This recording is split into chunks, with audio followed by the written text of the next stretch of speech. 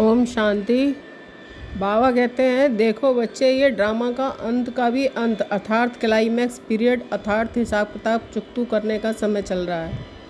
इसलिए सबसे पहले ड्रामा के हीरो पार्टधारी अर्थात त्यागी तपस्वी आत्माओं के हिसाब किताब किसी भी रूप में, चाहे तन मन धन जन, संबंध संपर्क के द्वारा चुकतू होने हैं। परंतु जितना आपका योग पावरफुल होता जाएगा और जितना आप इस दुनिया में न्यारे हो तेरा तेरा करते जाओगे, उतना ही आपका हिसाब किताब हल्का होता जाएगा। बस आप बच्चों को योग के साथ साथ संकल्पों के द्वारा बाप पर समर्पण होना है। यदि आप परिस्थितियों को देख परेशान होते हैं अर्थात आपके अंदर मैं और मेरा है, जब सब कुछ बाप हवाले हो गया तो परेशान होने की ज़रूरत नहीं है। देखो बच्चे, आपके संबंध संपर्क में आने वाली आत्माओं का अपना अपना हिसाब किताब है जो उन्हें ही चुकतू करना पड़ेगा, चाहे योग के द्वारा चाहे भोगना के द्वारा। इसलिए आपको इनमें डिटैच रहना है।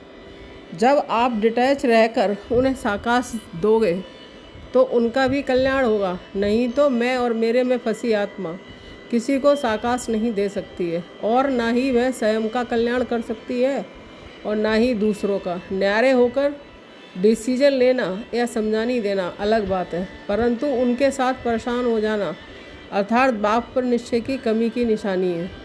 देखो, आप बच्चों को बाबा ने पहले भी बताया है कि आप बच्चों का तपस्या के द्वारा पुण्य का खाता भरपूर हो रहा है और माइनर सा बचा पाप का खाता भी ख़त्म हो रहा है। इसलिए अब अपना हिसाब किताब हल्के रहे, तेरा तेरा कर कर ख़त्म करो, अन्यथा फिर और हिसाब किताब बनते जाएंगे।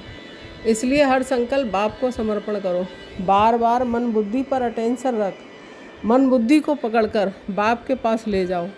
यही सहज से सहज तरीका है हिसाब किताब चुकतू करने का। जब आप हल्के रहोगे तभी तो आप अन्य आत्माओं का कल्याण कर पाओगे। देखो, अभी तो दुनिया की आत्माएं अपना पुण्य का खाता जमा करने में और पाप का खाता भरपूर करने में लगी हुई हैं।